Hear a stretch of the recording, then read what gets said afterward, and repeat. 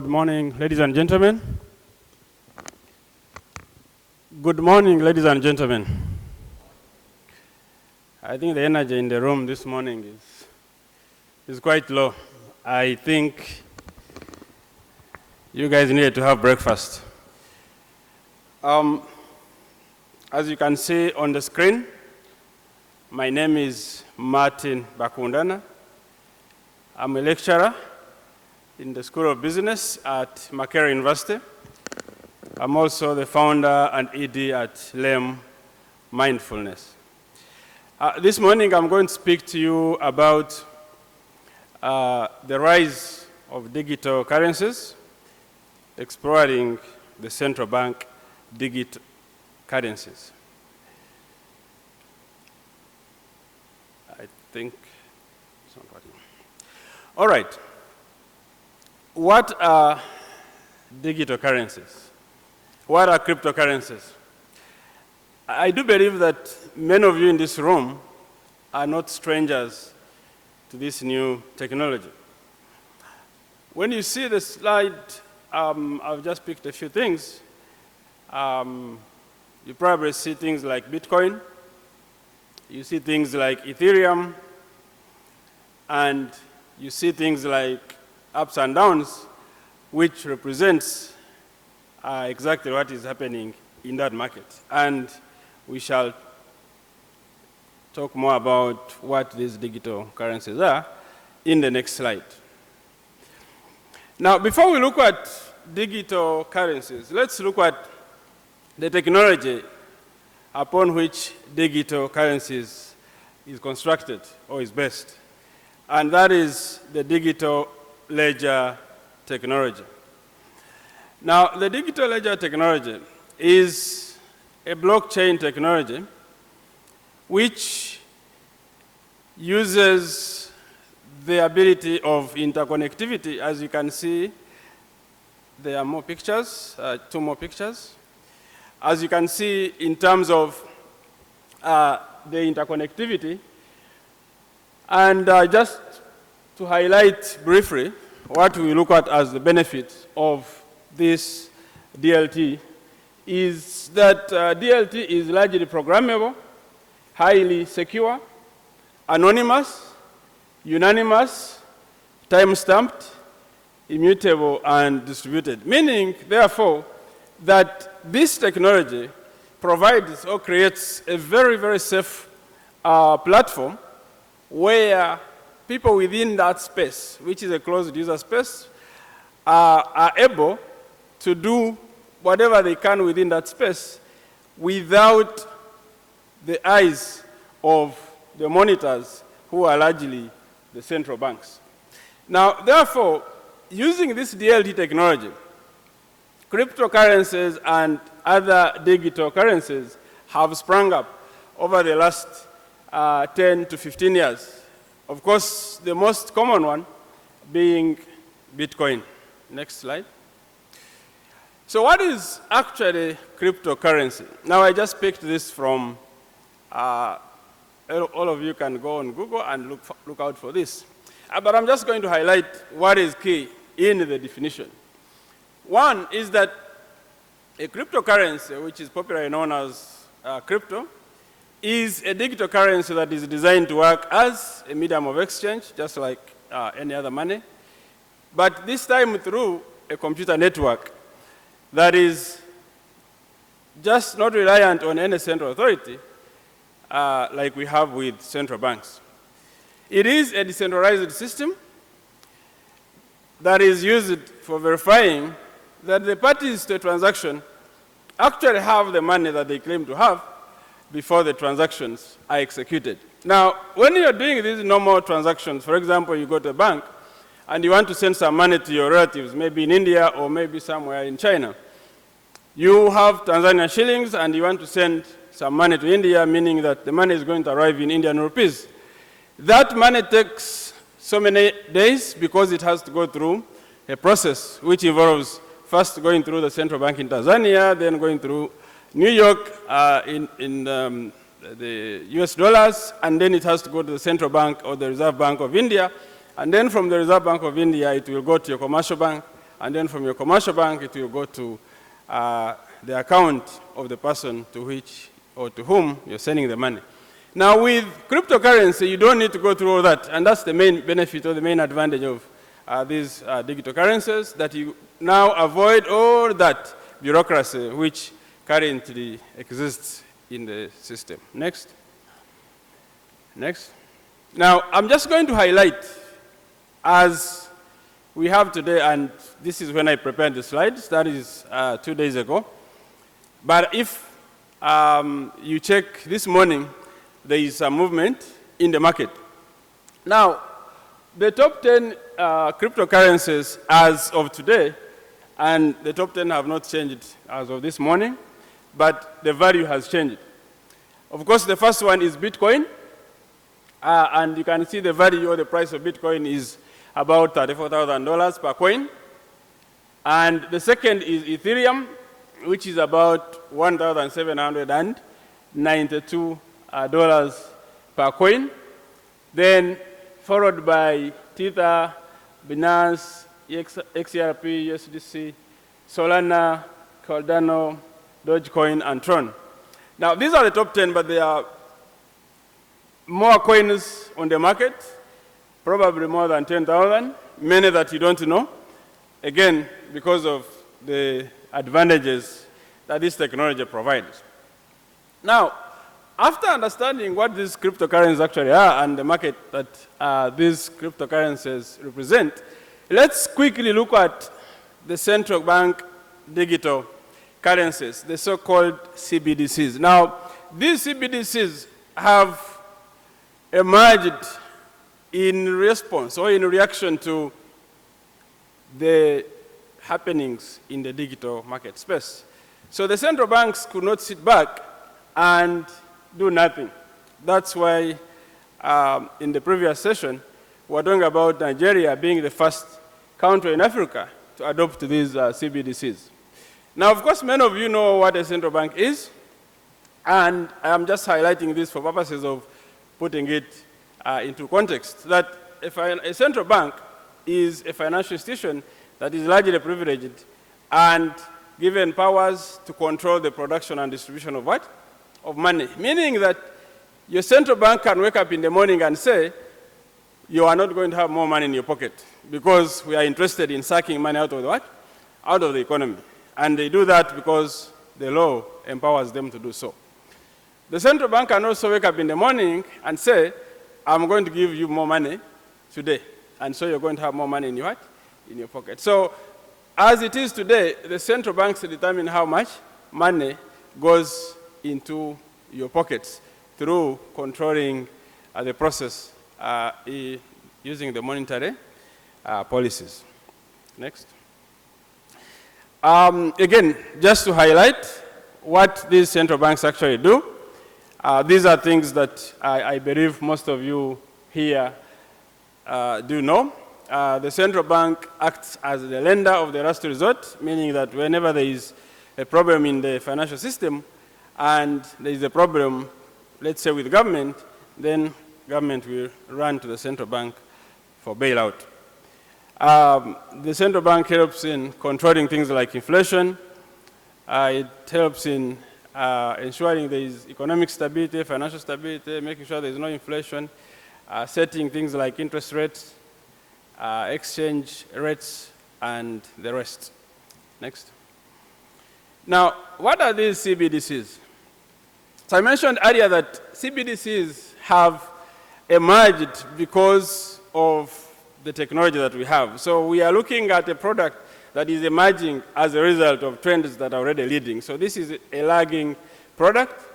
And across the world, there is an effort by many governments and many countries, of course represented by central banks, to respond to these digital currencies or digital, crypto markets.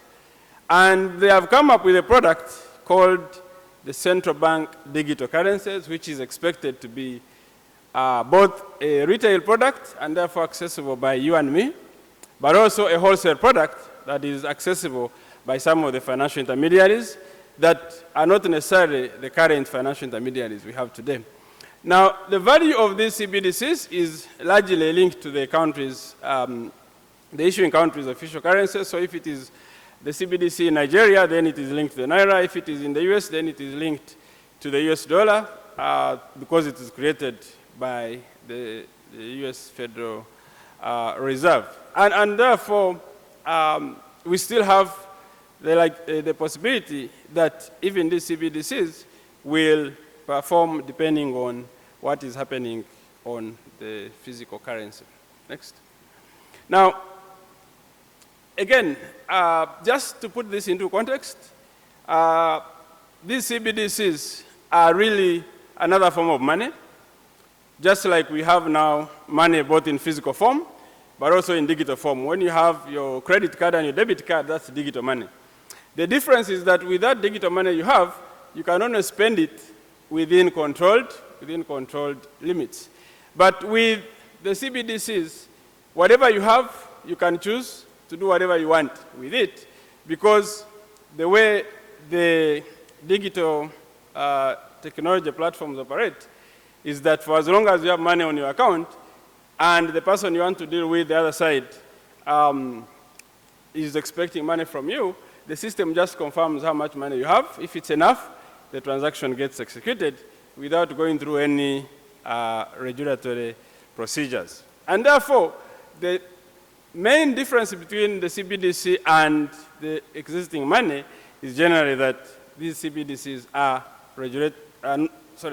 not regulated by the central banks, although they remain the liability of the central banks that issue them. Next. There are largely two types, like I hinted on earlier. One is what we call retail CBDCs. That is the general purpose currency that all of you can have access to. For example, if Tanzania implements the CBDC, then you can have access to that money. And then wholesale CBDCs are largely planned or designed to be used by financial intermediaries that will exist in the same market, just like we have commercial banks and other financial intermediaries. Next. I want to just highlight briefly what is the status of the CBDC projects around the world, and this is as per the publication by IMF as of March this year. So this data is active as of March this year. Now, when you look at the map, you can see that there are very few live CBDC projects. In Africa, we only have Nigeria, as already mentioned.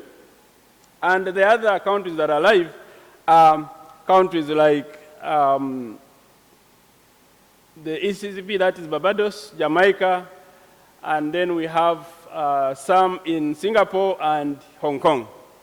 Okay? Now, what those countries in orange have done is that they have, of course, to implement this technology, you have to go through a process. So there is piloting, there is engaging the regulators, engaging the general members of the public, getting their opinions, then testing the market and all that. So those countries that are indicated as live have gone through all that, and the money is already in circulation. That's why Dr. Babatunde, in his response, indicated that Nigeria currently has about 1 million CBDC accounts, which is a very, very big step, and it indicates or it reflects the status that Nigeria operates or Nigeria has in Africa as the leading economy. Now, the second one, again, pilots that are ongoing. So that includes most of Asia and a bit of the Middle East. And then we have those that are still in research. That includes the US.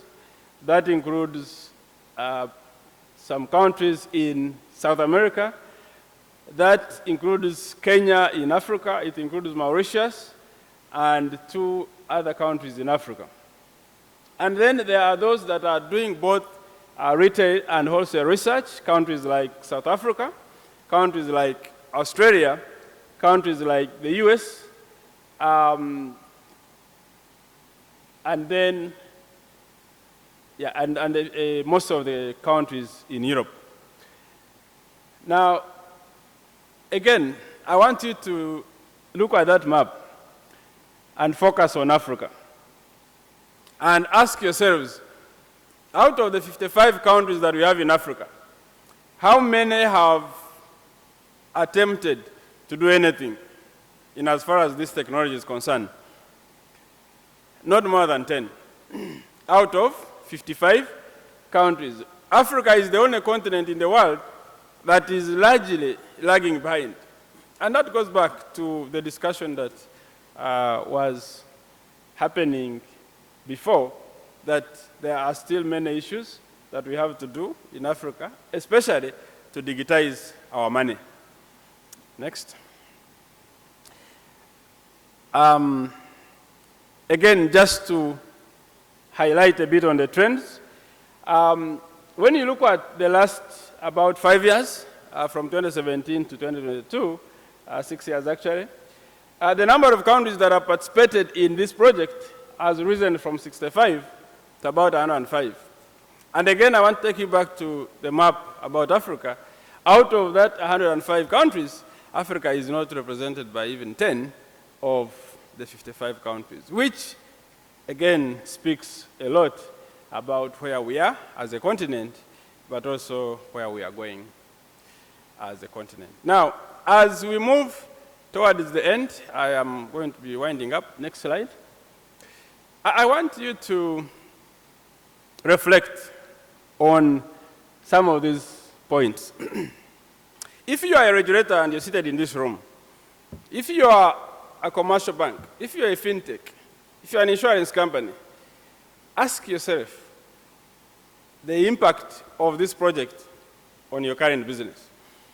Number one, how is this technology, how is this project going to impact the monetary policy of your respective country?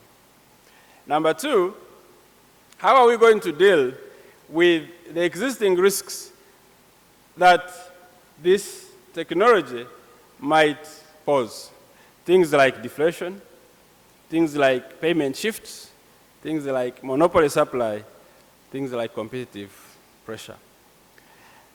And lastly, how will central banks maintain the public trust in both the physical money that we currently have and the digital money that they are planning to have? Remember that one of the things that central banks use to maintain confidence in the country's currency is to make sure that the currency value is kept within a certain value. So for example, in Tanzania, what is the value of the Tanzanian shilling vis-a-vis the dollar? And then you should ask me, why are we comparing the Tanzanian shilling against the dollar, not against any other currency? One of the things that is quite depressing for Africa is that when you move from Uganda to Kenya, you move Uganda shillings, and you can't go to Kenya and change Uganda shillings to receive Kenya shillings, because Kenyans will ask for US dollars. When you come to Tanzania and you come with the Uganda shillings, you probably will only get Tanzanian shillings on the black market. You cannot get TZ shillings with the Uganda shillings. The same with Rwanda, the same with Burundi, the same with DRC, the same with many other countries. And therefore, we have 55 countries, and we are aspiring to belong to the same bloc in the East African community. We belong to the AU. But for you to move from Uganda to Senegal, for you to move from Uganda to Nigeria, you spend almost $1,500. A journey that probably should take you 8 hours might take you 15 hours, because sometimes you have to go through Dubai, you have to go through Doha before you go back to West Africa. Now, those are some of the limitations that we have, and they are affecting some of the economic attributes that we have as a continent. And we are not doing enough to resolve some of those issues. And therefore, I ask, if you are in a position where you can make a decision that can make someone else's life easier, if you're in a position to make a decision that can reduce the cost of doing business for a fellow East African citizen, if you're in a position to make a decision to simplify movement of goods across the borders, please make that what? Make that decision. And I am so happy about the advancements in mobile money technology, because now you can send money from Uganda to Tanzania on M-Pesa.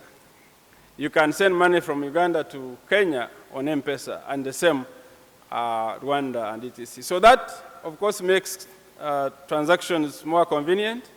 It might not necessarily make them cheaper, but it makes them at least more convenient. And so it's a call that I make to all of you, wherever you are, whichever position you hold, please make a contribution. Now, lastly, I want to introduce myself as I end the session. And yeah, I will just talk about the last one. I'm married. I have 4 boys. I'm married to 1 wife, and she's a woman. Thank you so much.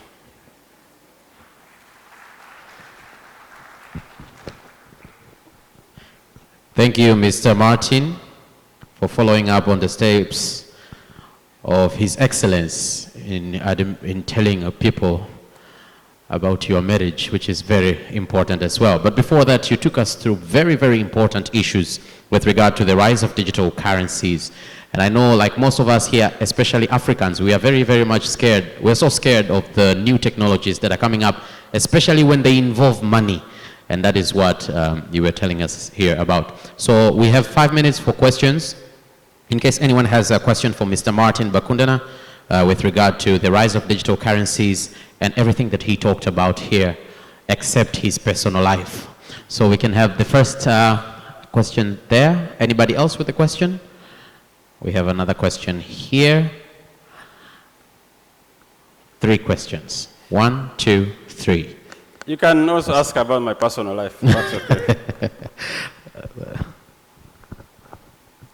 Good morning, Mr. Martin. Well, it's a good presentation.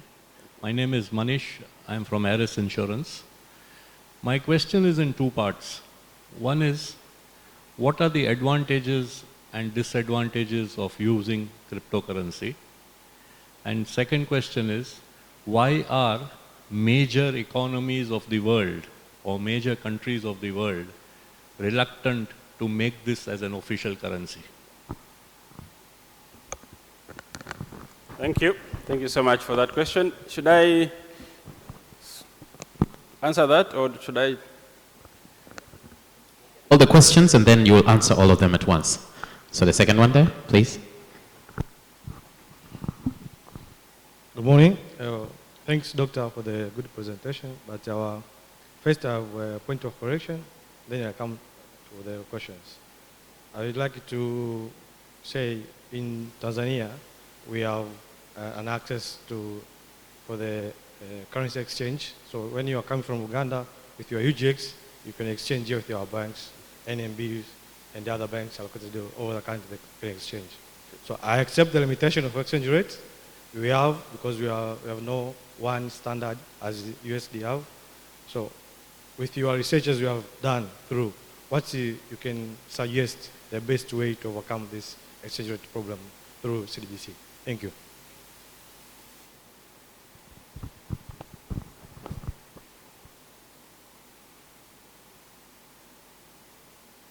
Last question for now. Welcome, sir. Good morning, Dr. Martin Bakundana. Good morning, sir. In the first place, I would like to actually congratulate you in regard to your nice presentation that you've actually presented. It has been actually a brilliant presentation, super duper, super characteristic, expeditious type of presentation. Thank you. My question is, why do you think that Africa is not actually coming up in regard to this brilliant project of digital currencies? Why do you think about that, pertaining to Africa, that it is actually going behind without actually trying to support the digital currencies? Thank you so much. Thank you. Thank you so much. All right, so Yeah. Doctor, you answered the first questions, and then maybe you can go on to the other questions. So the first one was divided into two: advantages and disadvantages of digital currencies that you just talked about. Thank you so much. I will request that you put the other image on Africa. Kind of put for me the map. Thank you so much, Mr. Manish, for your question. I will respond to your question in two ways. One, digital currencies are extremely important, and the benefits are embedded in the technology itself. The creators of this technology, the creators of this currency, they were not happy with what is happening. They were not happy with someone sitting in New York and making decisions that affect the rest of the world.